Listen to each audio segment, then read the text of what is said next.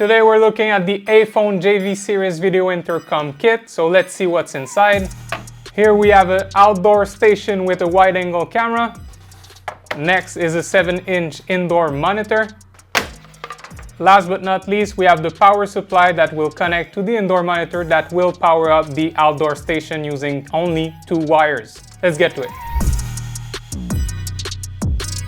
Alright, so for starting the installation, the first cable we're going to use is the 2-wire cable. So you turn them back, you access the A1, A2 for the door, and you start connecting.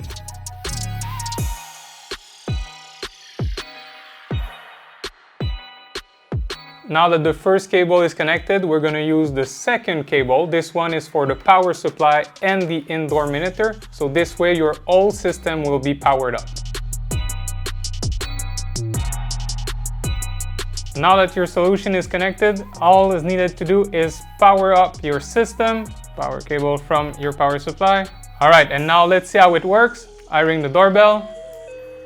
I look at my beautiful self. As you can see, this is a 7-inch monitor. Here we have a wide-angle camera, so you're able to see a whole lot in front of the screen. The backlit right here that we mentioned before.